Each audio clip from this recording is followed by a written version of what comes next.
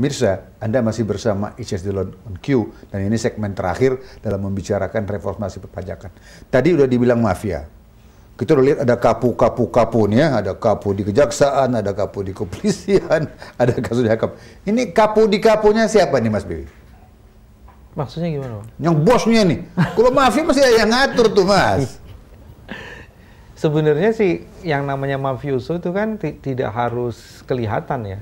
Tapi sebenarnya ada kepentingan yang sama, yang bekerja bisa secara paralel, tapi bisa juga sendiri-sendiri. Tapi kepentingannya sama sebenarnya.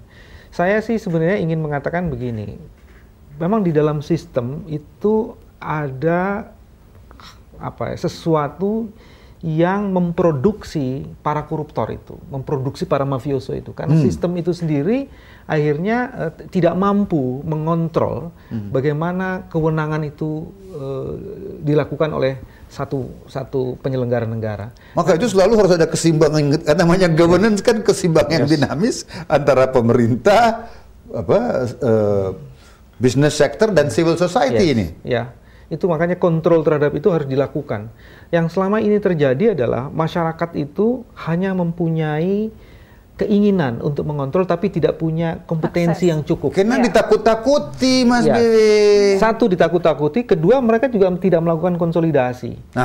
Tidak melakukan konsolidasi dan mereka tidak mencari jaringan dan akses. Karena di setiap, misalnya begini, di sebuah lembaga tertentu pasti ada orang baiknya.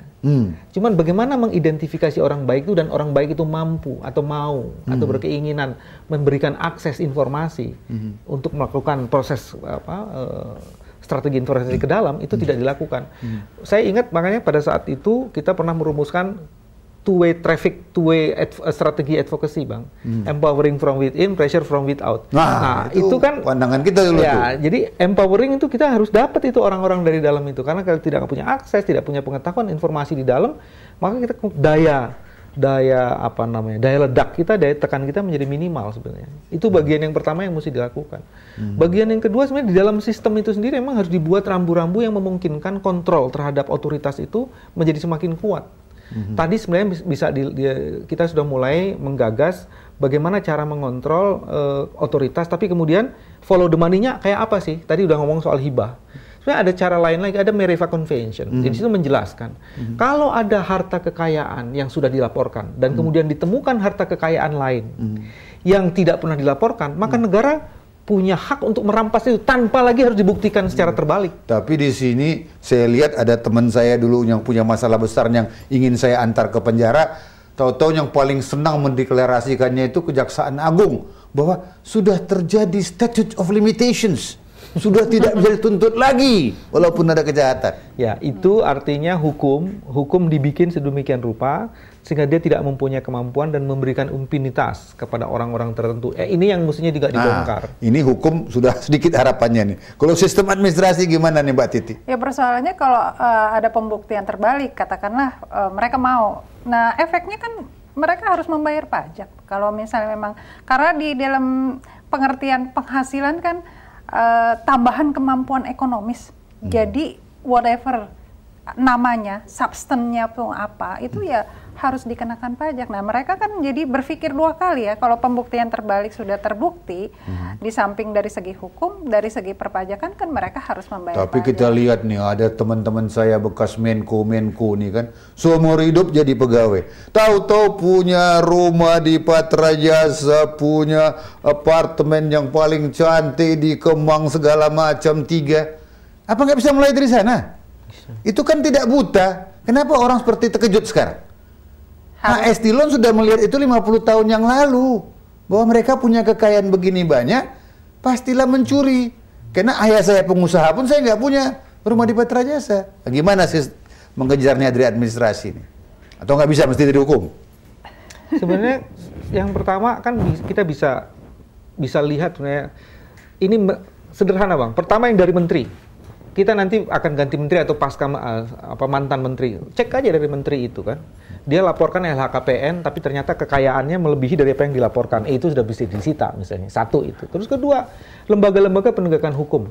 Misalnya seperti itu. Dan lembaga penegakan hukum kan ada Mahkamah Agung, Ketua Pengadilan Tinggi, Jaksa Agung, mantan-mantan eselon 1 itu kan jumlahnya pasti nggak sampai 5.000, di bawah 1.000 lah itu. Masa kita nggak bisa beresin yang 1.000 orang itu? Loh, paling gampang Mas BW, kita pergi ke Pondok Indah, lihat rumah orang itu aja. Dulu saya katakan, waktu saya dulu bantu Kiki sebagai Jaksa Agung, kita lihat, loh, yang menyekolahkan anaknya ke luar negeri siapa? Saya nggak bisa sekolahkan anak saya ke luar negeri. Kok ini semua orang seperti terdadak? Saya nggak bisa mengerti Republik ini. Kok bisa terdadak? Padahal kita ketahui korupsi itu udah begitu lama. Tapi memang salah satu syaratnya, Pak Dilon, adalah yang namanya pembuktian terbalik ini harus agak hati-hati. Maksud saya hati-hati gini, kalau jaksa diberikan keleluasaan membuktikan dengan pembuktian terbalik, apa jaminannya dia tidak melakukan? Oh, ini soalnya kan yang dulu Mas BW dan kita kerjakan sama-sama Mas Ota. Masalahnya adalah sequencing. Mulainya cleaning the cleaners kan. Dan itu diketahui oleh sekarang Presiden Susilo Bambang Yudhoyono waktu menjadi pimpinan partnership dan Menko udah dibikin law summit kan. Jadi kalau pembersihan tukang sapunya nggak dibersihkan lebih dulu ya nggak ada gunanya pembicaraan. Tapi daripada pemirsa nanti merasa ini nggak ada harapan, kalau menurut Mas BW, di mana harapan ke depan ini kita membangun satu sistem perpajakan sehingga orang yang bayar pajak merasa sudah betul-betul melaksanakan kewajiban yang baik. Kasus pajak sudah mulai terbongkar. Kalau bisa diidentifikasi modus operandinya, maka kita kemudian punya pengetahuan untuk membangun sistem, meminimalisasi bagaimana modus operandi itu bekerja. Sebenarnya satu itu. Terus kedua, sebagian kita, kalau pakai bahasa Bang Lali, Pak Dilon, mewakafkan pengetahuan dan waktu kita untuk konsentrasi. Kosakata HS Dilon dia pakai ini. Untuk konsentrasi dalam bidang-bidang tertentu, nggak perlu semuanya. Jadi bukan menghibahkan ya? Iya. Mewakafkan pengetahuan dan waktunya untuk melakukan kontrol. Sekarang ini di bidang revenue. Karena kalau kita bisa meningkatkan revenue, kita bisa pakai itu untuk kepentingan kemaslahatan banyak soalnya orang. Presiden udah menekankan berulang kali tanpa siring bahwa beban hutang ini harus dikurangi. Oleh karena itu pendapatan penerimaan negara ini harus dinaikkan juga. Tentu kita juga nggak mau lah mobil-mobil mewah dibeli, tapi penekanan tuh gimana? Ya terus yang kalau tadi di sisi revenue, di sisi expenditure Bang. Expenditure itu sebenarnya dari sekitar 1.047 triliun, itu sebenarnya kita mesti lacak itu sekitar 50% itu untuk belanja barang sebenarnya. Jadi artinya apa? Belanja barang itu pengadaan itu potensial korupsinya gede. Nah, kalau kemudian belanja barang ini kita bisa lihat aja di 5 departemen yang paling banyak mengeluarkan uang. Pendidikan, kesehatan, infrastruktur, perhubungan, sama militer. Cobalah dikontrol yang 5 ini saja. Tapi dulu udah mau dipakai teknologi segala macam. Dulu waktu siapa di sana udah dibikin satu procurement system, National Procurement Office. Jadi nggak itu?